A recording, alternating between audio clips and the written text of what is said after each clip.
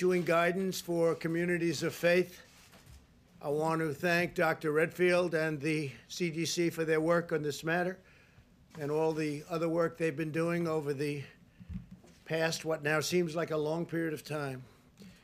Today, I'm identifying houses of worship, churches, synagogue, and mosques as essential places that provide essential services. Some governors have deemed liquor stores and abortion clinics as essential, but have left out churches and other houses of worship. It's not right. So I'm correcting this injustice and calling houses of worship essential. I call upon governors to allow our churches and places of worship to open right now. If there's any question, they're going to have to call me, but they're not going to be successful in that call. These are places that hold our society together and keep our people united. The people are demanding to go to church and synagogue, go to their mosque. Many millions of Americans embrace worship as an essential part of life. The ministers, pastors, rabbis, imams, and other faith leaders will make sure that their congregations are safe as they gather and pray. I know them well. They love their congregations. They love their people. They don't want anything bad to happen to them or to anybody else. The governors need to do the right thing and allow these very important, essential places of faith to open right now for this weekend. If they don't do it, I will override the governors. In America, we need more prayer, not less. Thank you very much. Thank you. Mr. President, what is your... All right, everyone. It's a pleasure to join you today. That was a great announcement from President Trump. I'd like to introduce Dr. Birx right now. She has a wonderful presentation pursuant to Reopening America and some great data to share with you, so I'll let her kick this off. Thank you, Kaylee. If we can have the first slide, please. I wanted to start out with a summary of the number of Americans we have lost to date. But the exciting thing for all of us is the decreasing mortality over time. And I think it both is a real aspect of the amazing healthcare workers on the front line, the ability of people to share at the front line how best to care for the patients, and the continuous decrease in mortality over time. Next slide. The other thing that has decreased significantly over the last month is new hospitalizations. We can see now that there's over a 50% decline in new hospitalizations. Although every region of the country is different, we are encouraged to see these new hospitalizations declining. Next slide. I've talked before about the extensive surveillance that CDC has made available to this country.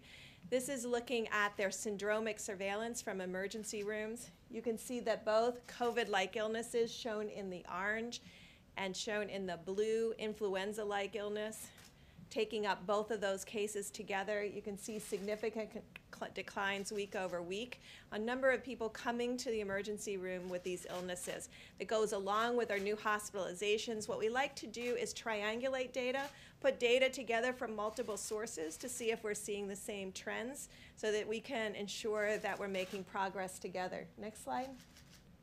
This is their influenza-like illness surveillance system that has been up and running for more than a decade now. You can see each of the influenza peaks of this last year. I think that's very important to remind people of because we had influenza A, influenza B, and then we had COVID-like illness. And while we know it's COVID, that's the last orange peak. What we really find encouraging is across the country, we are below baseline. Why is that particularly important? Now, these are reported state by state, county by county. So each county will be able to see precisely where they are. And then if there's changes in this, it becomes yet again an early alert system. So I've showed you 2 early alert systems, one of them emergency rooms visits based on our syndromic illness qualifications that the CDC has up on their website, and then the influenza-like illness. And again, to the American people, all of these are available on the CDC website under COVID-19 cases and surveillance. Next slide.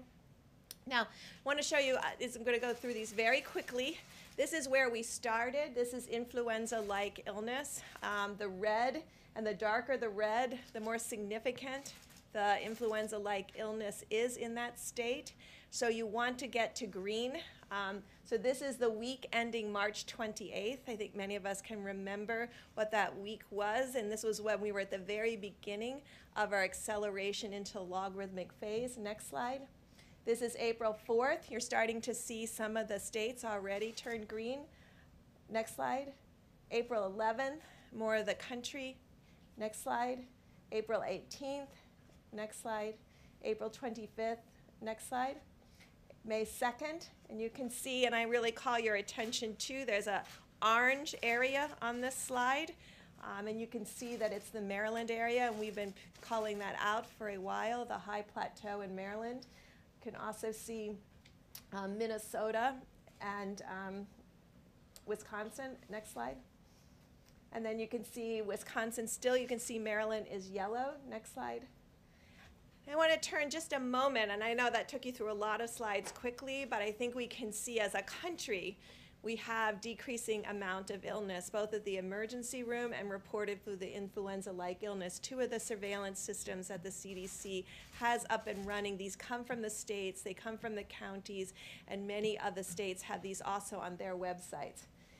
We talked earlier about how we had prioritized testings to the area that had the most significant disease. And you can see now Rhode Island has led all of the states. It's almost up to testing 12% of all of their citizens. It's followed by New York, and you can't see New York, but that's the very next one, New York, and then North Dakota. And so you can see that, well, you could. Yeah, you can see that most of the high burden areas of the United States had more than 6% testing. That's when I think you heard from Admiral Giroir, we wanted every state to test at least 2% of their population during May. You can see 100% of the states now are over 2% of their population. And we'll fix this slide so you can see every state, but many of the states now are over 4%. And this is just after getting all the materials to ensure that they have adequate transport media and swabs.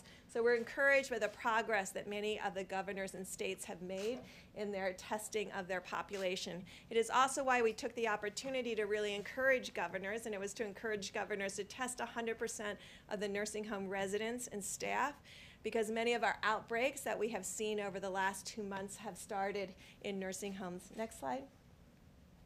Now, this is a complicated slide, but this is trying to show you how we triangulate data. So I took you through our surveillance systems. I've taken you now into the start of how we use laboratory data to really understand what's happening both in the metros and at the state level. This is every single state. And you can see the triangles, the top part that you can see, the little triangle-y pieces, are the diamonds. That is where the states were in the number of positive tests. This is the nucleic acid test. This is diagnosing virus in your nose. You can see where it was 30 days ago and where it is now by the red squares. You can see a dramatic decline across the states, and indeed, New York City just 6 weeks ago was almost 40%. It is now for the first time as a New York state under 10%. And so this is the progress that we're making in both expanding testing, finding more people, but ensuring that we're getting testing rates at about 10%. This line is 10%. So 42 states are now have less than 10% test positive on a rolling 7-day average. Now, again, I'm going to call your attention to the top 3 states, the top 3 states with the largest percent, and this is so you can all make your decisions about going outside and social distancing, potentially playing golf if you're very careful and you don't touch the flags and all of those issues, playing tennis with marked balls with just one other person, so you're only touching your ball.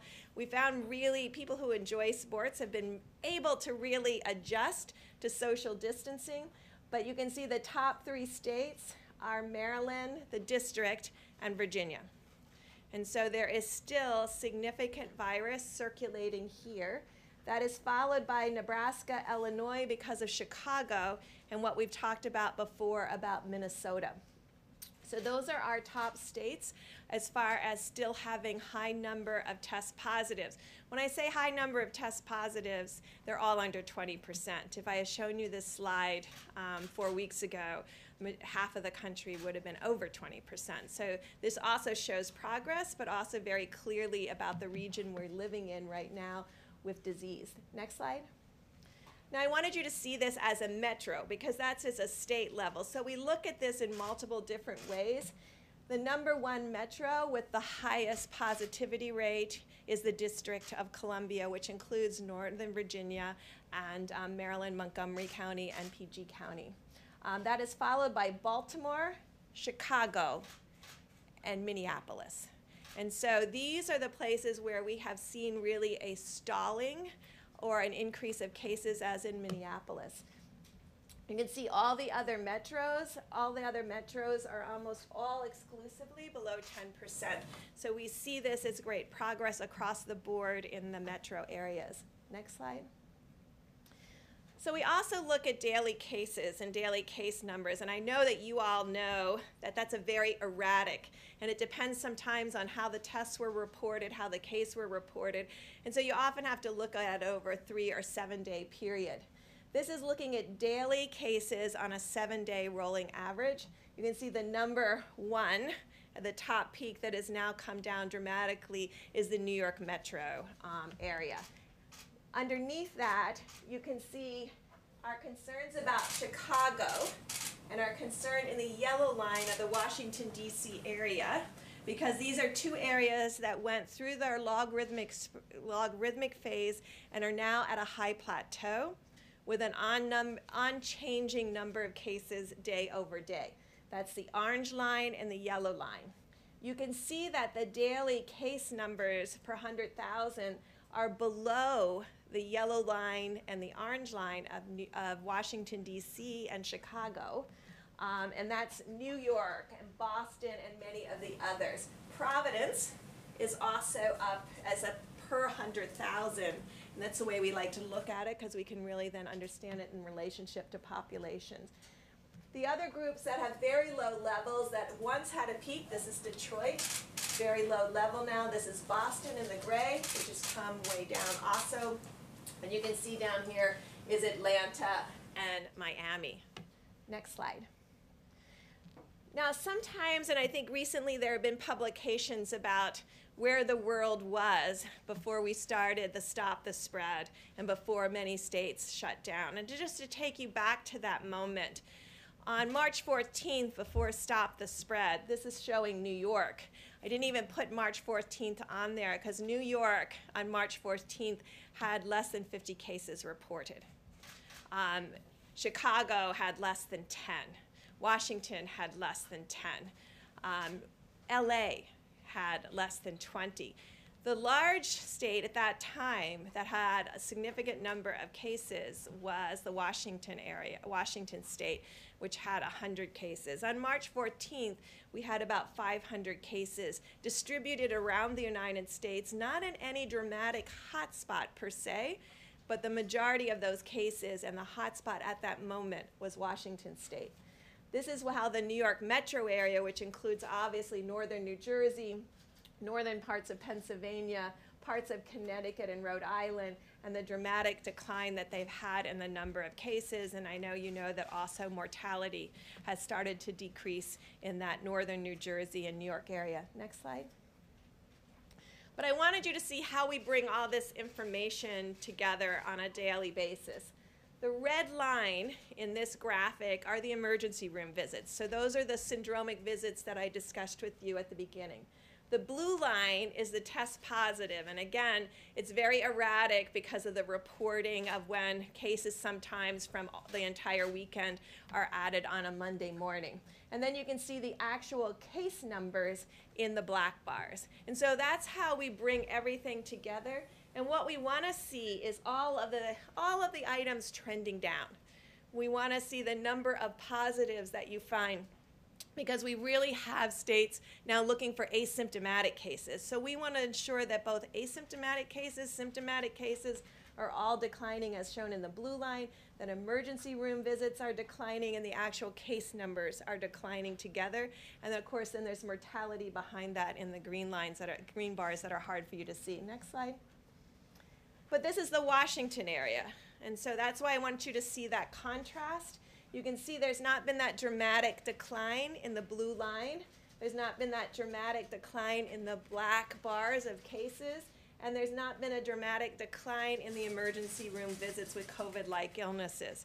So even though Washington has remained closed, LA has remained closed, Chicago has remained closed, we still see these ongoing cases. And I've asked the CDC, and the CDC is working with the local areas in Chicago and this area in LA to really understand where are these new cases coming from and what do we need to do to prevent them in the future. Next slide. This is Chicago, again, just to show you going up into this high plateau that has been fairly persistent. Next slide. And this is Los Angeles. So you can get a flavor of where we have concerns, of where cities have remained closed and metros that have remained closed but have still persistent high number of cases. Next slide.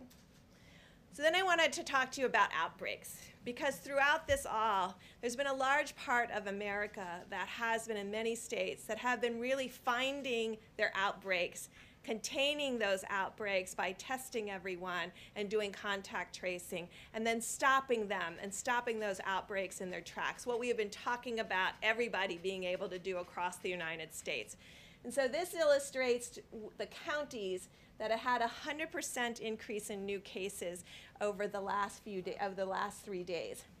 Now, the reason I wanted to show this is because I see more and more graphics out there that talk about cases going up versus cases going down. Just to give you an example of Wyoming, and I think many of the groups now have Wyoming as a red state of cases going up. Wyoming 3 days ago had 5 cases confirmed, and yesterday had 9.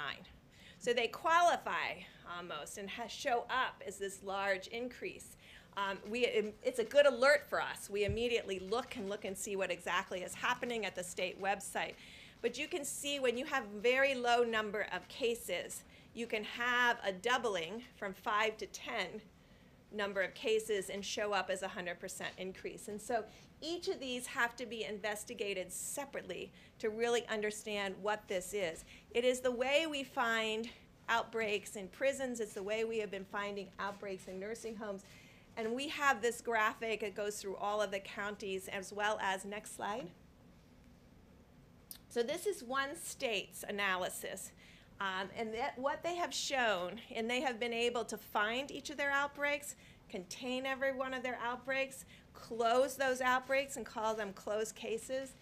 In this case, the dark blue is community spread.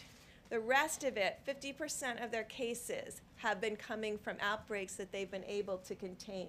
The largest group in this is meatpacking plants. And what they've been doing is going in and testing 100% of the individuals in the meatpacking plant, and also finding 100% of the individuals that are associated with those individuals in the meatpacking plant. They've been able to go into group housing, social gatherings. So just as we discuss all of this, and when you go out for this weekend of Memorial Day and you want to do some kind of social gathering, it's very important to maintain that 6 feet distance, and very important to have your mask with you in case that 6 feet different distance cannot be maintained. But it also talks about long-term care facilities. Now, interestingly enough, 50% of their total cases, since they've been tracking, came from these outbreaks. Almost 70+%, 76 of all their mortality, though, came from these outbreaks. And this is why we have been really pushing both in the original Opening Up America Again in the testing blueprint, we talk about proactive surveillance, proactive monitoring and testing in areas that you know are particularly susceptible to outbreaks.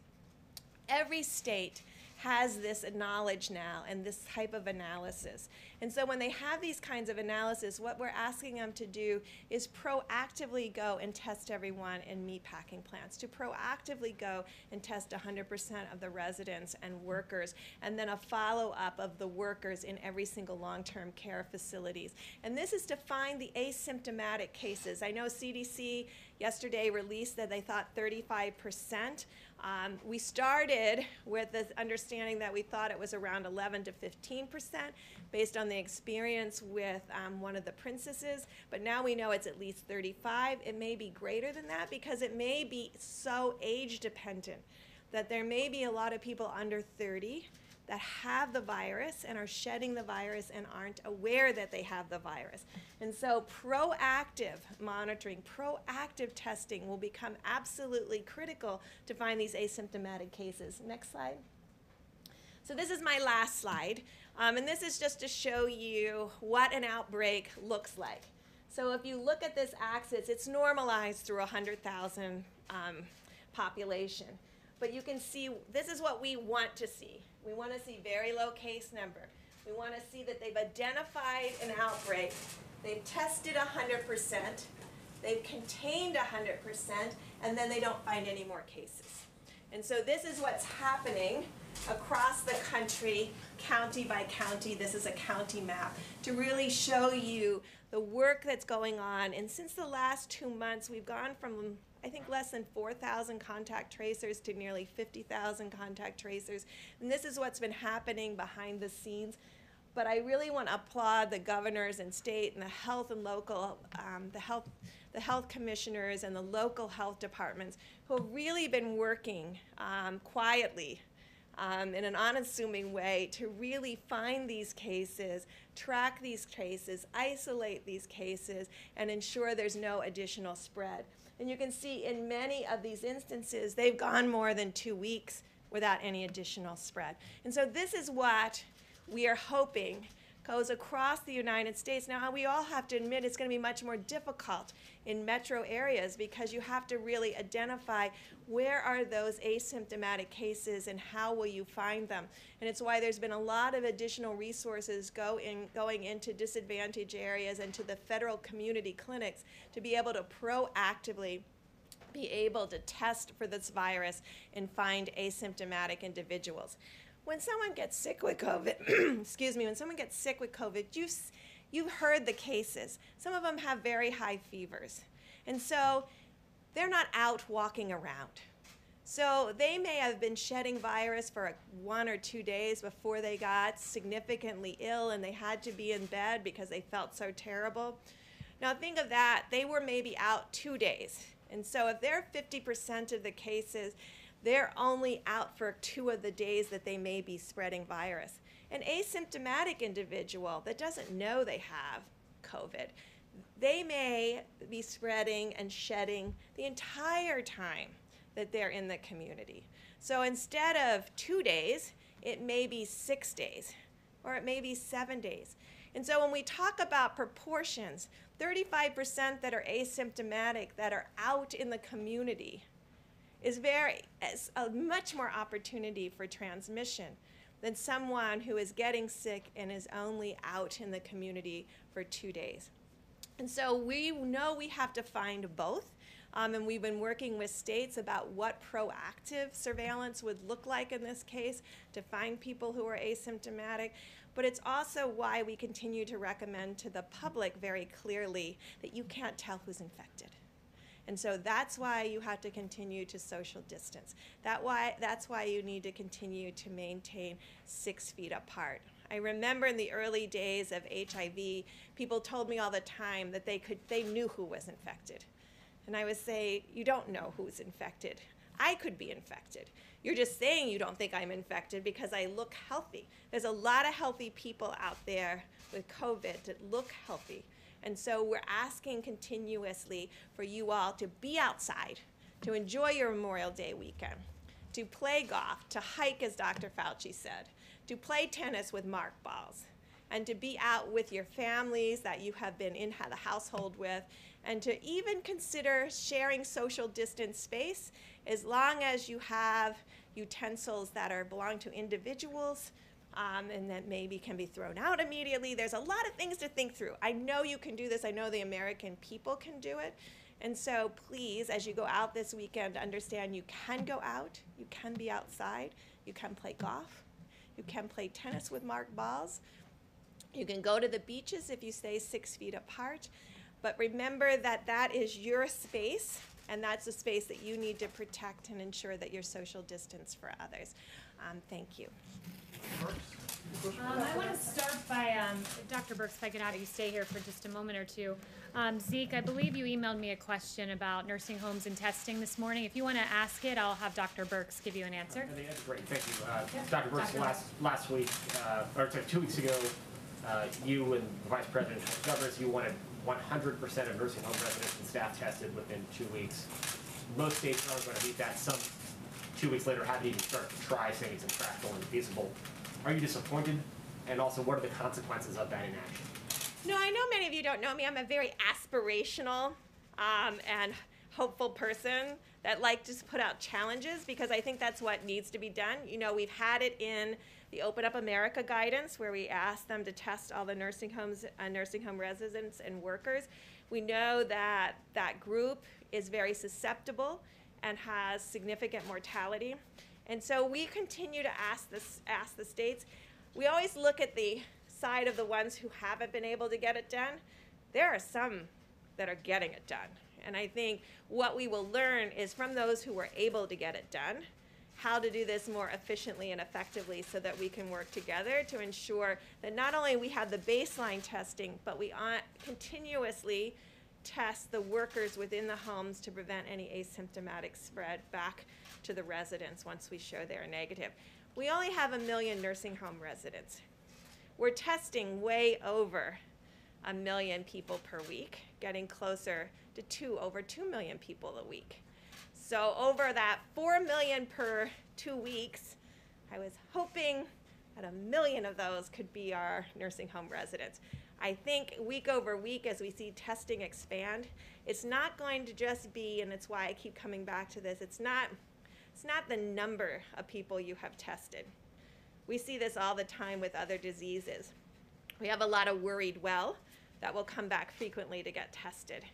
We want to test, and we want states testing in areas where we know there's higher vulnerability to susceptibility to worse outcomes, like our nursing homes, areas where we know there have been outbreaks, such as prisons, meatpacking plants, particularly areas where people are transported to plants together or live together in a single residence or multiple residents, but there's multiple group home kind of housing situations. And among our inner cities, where we know people may have not as much access to testing, it's why money has gone to the federal clinics for testing. It's why money and working with others have really improved testing through the pharmacies and ensuring more accessibility. I know it's a long answer, but we should never be discouraged by those who can't get it done. We should be encouraged by those who have shown us that it can be done. And then on the governor's calls, we have those governors present to the other governors how they did it. And following up on the president's announcement regarding places of worship deeming them essential and then having them all reopen, what guidelines and encouragement do you have for pastors, rabbis, imams, as they prepare to reopen? Is that appropriate nationwide right now? And what precautions do they need to follow if they're going to reopen their houses of worship? So and I've checked, all 50 states have on their website what their new cases were over the last 24 or 48 hours. We're trying to get every state to do that by community, by zip code. So, because I really firmly believe a knowledgeable community can really make judgments for themselves. I think each one of the leaders in the faith community should be in touch with their local health departments so that they can communicate to their congregates. Certainly people that have significant comorbidities, we want them protected. I know those houses of worship want to protect them. And so really ensuring that maybe items, Maybe they can't go this week if there's high number of COVID cases. Maybe they wait another week. But there is a way to social distance like you are here in places of worship. And I think what we're trying to say with the CDC guidance is there's a way for us to work together to have social distancing and safety for people so that we decrease the amount of exposure that anyone would have to an asymptomatic. And I say it that way because I know all of you and all of Americans, if they didn't feel well, they wouldn't go to church that day. Let's take one more for Dr. Brooks. John? Yeah, Dr. Brooks, can you comment on the latest study on hydroxychloroquine? There's this Lancet study that suggests, again, that the drug could cause heart problems and even increased mortality. The president's obviously said that he's been taking it. What's your recommendation, and what's your recommendation on using that drug as a prophylactic? Well, first, I think the FDA has been very clear on their website about their concerns about hydroxychloroquine, particularly when it's combined with a macrolide. And I think you see that in the study. And I think the study, although it is open label, and it is, I tell you what I take home from the Lancet study, and I hope everyone here does in addition to what you just commented on, it clearly shows the comorbidity that puts individuals at more risk. And I think it's one of our clearest study because there were so many tens of thousands of individuals involved that the doctors clearly annotated who had heart disease and who had obesity. And you can see dramatically the increased risk for that. There are still controlled trials going on, both for prophylaxis and pre-exposure prophylaxis, as well as controlled trials looking at, in a hospital setting, how these drugs do. And I think those are still pending. But I hope everyone looks at those comorbidities. And for all of our millennials out there, they get data like this. Look at that. Go through and see if your parents or your grandparents have any of those things and make sure you're helping protect them. I'm really worried about people in my generation because we're very social at times. And we have a habit of forgetting social distancing or forgetting that glasses, and when you're eating, you can't eat in a mask. So even if you're far enough apart, you have to watch every utensil, everything you touch. I really am asking our great generation of millennials to get some YouTube videos about how to do picnics outside with your friends and still protect everyone and still ensure that there's no co-contamination of food and utensils. I think there's a way to do it, but I want it explained in a YouTube video. Thank you very much, Dr. Brooks. I know you need to get back to work, so thank you very much. You can do a follow-up with me. And wait, actually... Okay, Dr. Brooks, is it possible to do a quick follow-up? Okay, you can go ahead. But before I start my portion of the briefing, there were just a few things I wanted to note for you all.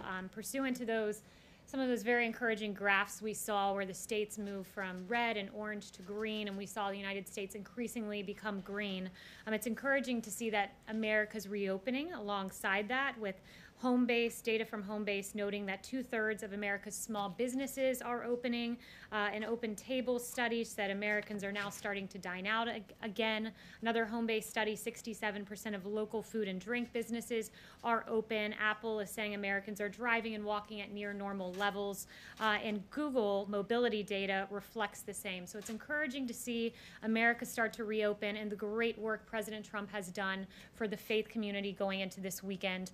We have a First Amendment. It's very important that we protect that. And these churches, these synagogues, these mosques, they are essential, and President Trump underscored that. And finally, before getting started, I wanted to note that the president, as you all are well aware, donates his salary to various initiatives and parts across the federal government. In this quarter, he will be donating his salary to HHS, Health and Human Services, to develop new therapies for treating and preventing COVID-19 so that we can safely reopen. Here is the check, amounted to $100,000 that will go directly from President Trump and his paycheck that he does not take, but rather donates it to various noble initiatives, including in honor of COVID this time and those who have passed and the studies underway. He'll be donating it to HHS. And with that, I will take questions from you all. Haley, Yes. a couple of questions to follow up on the president's announcement. First, just to clarify, he came out and said, I'm calling upon governors to allow churches and places of worship to open up right now. Dr. Birx just said in areas where they have high cases of COVID-19, maybe they should think about waiting a week. So which is it, and why the mixed messaging? That's up to the governors. As it's said in our guidance, we note that while many types of gatherings are important for civic and economic well-being, religious worship has particularly profound significance to communities and individuals, including as a right protected by the First Amendment. The president wants to see these communities open. Dr. Birx was integral to making these guidelines, and they lay out a pretty clear path for faith communities to reopen. The president said he's going to override the governors. Under what authority would he do that? And to your point, he said several weeks ago, this is all up to the governors. Well, I think you're posing a hypothetical, and I think we can all hope that we see governors. He would override the governors. You're posing a hypothetical, though. You're assuming that governors are going to keep churches shut down and keep mosques shut down and keep synagogues shut down. That is a hypothetical question, and we will leave it to these faith communities to reopen. And said if governors don't We'll listen leave to it to him, faith he's gonna communities to override their reopen. authority. And Kristen, I think we can all hope that this Sunday people are allowed to pray to their gods across this country. That's a good thing. And I'd also note there's detailed guidance in here about the way that you can clean your facilities, promote social distancing. So this is something that we should all look at and be thankful that we are encouraging these faith communities to reopen and do so in a safe way. And we'll leave it to parishes to open in a safe fashion. What Yes. authority is the president referencing? Does the here? White House now support these churches that are defying governor's orders and opening up? The president's been very clear. He wants churches to reopen. He wants them to do it safely. He wants them to do it in accordance with our guidance. It's laid out very detailed. It's posted now, so you can all take a look through it. And he wants to see all of those churches open in a safe If fashion. the governor does not allow that, does the White House support churches defying these executive orders? The president's been very clear. He wants to see churches reopen in accordance with his The guidelines. answer is yes. I just gave you an answer. And The just to president would follow like up what churches to Kristen asked, reopen and do it in What accordance with the specific guidelines. provision of federal law allows the president to override a The governor's president will decision? strongly encourage every governor to allow their churches to reopen. And boy, it's interesting to be in a room that desperately wants to seem to see these churches and houses of worship stay The closed. president said Yes, that he yes. has that Haley, I authority. object to that. I mean, I go to church. I'm dying to go back to church. The question that we're asking you and would like to have asked the president and Dr. Birx is it safe? And if it's not safe, is the president trying to encourage that, or does the president agree with Dr. Birx that people should wait? Jeff, it is safe to reopen your churches if you do so in accordance with the guidelines, which are laid out very stringent detail here about promoting hygiene practices, and there are 5 bullet points, and cloth face coverings. If social distancing is not possible, it's recommended. Intensifying cleanings, promoting social distance, we lay them out meticulously. So I am thankful that we have a president that celebrates the First Amendment. The same amendment that gives you all the ability to ask me questions is there to have the freedom of worship, so imams and pastors can go to their churches, can go to their places of worship, and can celebrate what is a First Amendment right in this country, which is to pray to your God and to practice your faith. And we Chanel. celebrate that too. I just want to follow up by saying we celebrate that too. And so we Certainly should the be First thankful that Amendment there are part. guidelines But to we're allow not- us to but we're not re-engage in asking- that behavior. We're not asking you if the president or people are allowing Americans to pray. That's not the To question that gather people in their are places asking of here. worship, to attend church services, to pray together. And the president has laid out a clear path. The CDC has laid out a clear path for this to take place, for our First Amendment to be exercised in a way that is safe and robust. And that is something that is a good thing, and I'm thankful that we have a president who celebrates the First Amendment and helps it to be celebrated in its fullest and most robust way possible. Chanel. Thank you, Kaylee. I'd like to switch gears asking about President Obama. We had does the president, we had an interesting article from Joel Pollak this morning, and I would like to ask you if the president has considered pardoning President Obama for illegally wiretapping on Trump towers, illegally spying on U.S. citizens, and other potential potential crimes out there. Has he considered that? So I have not spoken to the president about that, but who I did speak to about President Obama and unmasking Michael Flynn were the men and women in this room. I haven't spoken to him on that specific point, have spoken to him about the matter generally, and I laid out a series of questions that any good journalist would want to answer about why people were unmasked, and all sorts of questions. And I just wanted to follow up with you guys on that. Did anyone take it upon themselves to pose any questions about Michael Flynn and unmasking the President Obama spokesperson? Oh, not a single journalist has posed that question. But okay. Michael Flynn's name wasn't So matched. I would like Kaylee, to lay out a series of questions, and perhaps if I write them out in a slide format, maybe we're visual learners, and you guys will follow up with journalistic curiosity. So number one, why did the Obama administration use opposition research funded by a political organization and filled with foreign dirt to surveil members of the Trump campaign?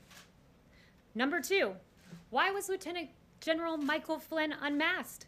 Not by the intel community entirely, but by Obama's chief of staff, by the former Vice President Joe Biden, by Susan Rice, by the Treasury Secretary. I mean, this is extraordinary. And, you know, if it were political appointees in the Trump administration, I can guarantee you I'd have questions in my inbox right now, but apparently Obama's spokesperson does not.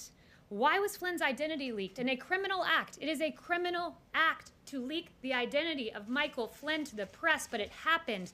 Where are the questions to Obama's spokesperson? Because my team would be running around this building should this have happened under the Trump administration. Why did the DOJ, Sally Yates, learn about the unmasking from President Obama? So much for going by the book. As Susan Rice said 3 times, thou doth protest too much, Susan Rice. And then finally, question number 5. Why did James Clapper, John Brennan, Samantha Power, and Susan Rice privately admit under oath they had no evidence of collusion while saying the opposite publicly? It's a long weekend. You guys have 3 days to follow up on those questions, and I certainly hope the next time I ask, some hands go up, because Obama's spokesperson should be asked those questions, because President